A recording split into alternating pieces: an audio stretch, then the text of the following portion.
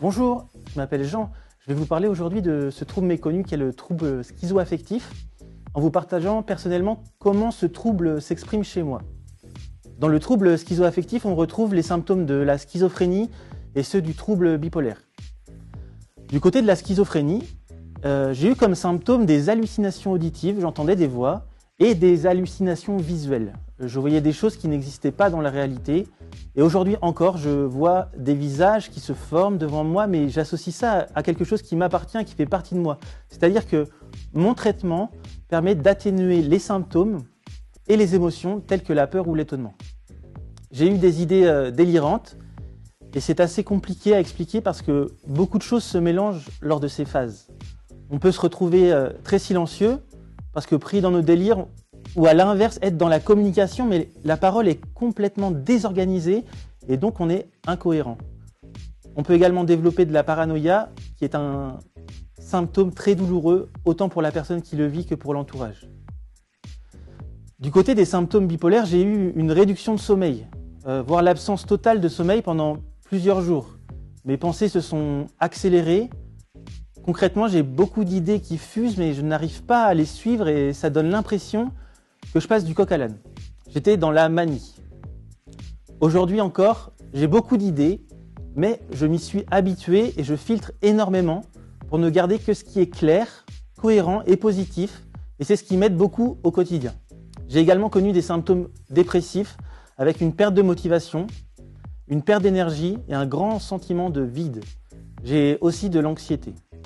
J'ai consommé une drogue et ça m'a déclenché des symptômes. J'ai commencé par avoir des délires psychotiques sur des thèmes comme le pouvoir ou encore sur la guérison possible de la Terre. À ce moment-là, je ne dormais plus. Je travaillais beaucoup et subissais beaucoup de pression, tout en étant isolé. Je n'avais donc personne à qui me confier. Et puis un jour, j'ai entendu ma première voix. J'ai été surpris, mais comme je ne connaissais rien à la santé psychique, je me suis simplement dit que ça pouvait exister, d'autant plus que ça rendait ma solitude moins pesante. J'ai fini par être hospitalisé par des proches et j'ai eu un premier traitement qui n'était pas très adapté, mais qui m'a tout de même permis de redescendre. Et à la sortie de l'hôpital, j'ai sombré dans une profonde dépression d'1 an. Ce qui m'a permis de me rétablir, c'est d'abord d'être bien entouré et bien soutenu. Vis-à-vis de la santé, j'allais chaque semaine au CATTP de mon CMP.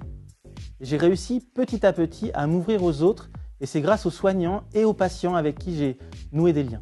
J'ai aussi participé à des ETP, éducation thérapeutique du patient, des ateliers sur différents thèmes, sujets comme la schizophrénie, les émotions, l'affirmation de soi.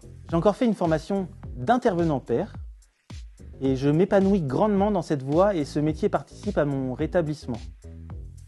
Ce qui m'a aidé également, c'est de mettre en place des règles de conduite dans ma vie quotidienne. C'est-à-dire avoir une hygiène de vie saine, le fait de garder le contrôle de ma vie sans consommer d'alcool par exemple, apprécier cuisiner, faire du rangement quotidiennement, m'engager dans un club de théâtre et être présent à tous mes rendez-vous fixés dans mon agenda. J'ai aussi réalisé qu'il y avait des personnes toxiques dans mon entourage et j'ai mis de la distance avec elles. Il y a donc des attitudes aidantes et des attitudes moins aidantes de l'entourage. Ce qui n'est pas aidant, c'est subir du rejet et de l'exclusion. C'est des insultes, des jugements de valeur. Entendre des choses comme « t'es bête »,« un cas social »,« je te comprends pas »,« je t'ai jamais compris ». Ce sont des attitudes qui sont très blessantes. Ça m'a encore plus fait perdre confiance en moi et mon mutisme n'a fait que s'aggraver. En revanche, ce qui m'a aidé, c'est que l'on m'oriente vers des professionnels de la santé et qu'on m'encourage à m'ouvrir, me retrouver dans un cadre sain, aimant et sécurisant, recevoir des petites attentions, comme être invité à participer à un repas en famille ou entre connaissances plus récentes, de boire un café dans un contexte safe. Faire évoluer des relations vers une confiance mutuelle et se rapprocher d'un bien-être, d'une émotion telle que la joie. Le fait de sourire, de prendre conscience qu'un sourire peut être contagieux. Si je devais vous dire 3 infos à retenir, c'est que le trouble schizoaffectif est un mélange des symptômes de la bipolarité et de la schizophrénie, et la consommation de drogue peut conduire au développement de ces symptômes. Le rétablissement est multifactoriel, grâce à l'aide des proches, des institutions soignantes et de ma propre envie de transformer mon vécu en aide apportée aux autres grâce à la paire aidance. S'entourer d'un environnement de vie sain et de relations saines, se détacher des relations toxiques et s'entourer que de personnes qui comprennent et n'ont pas peur du trouble.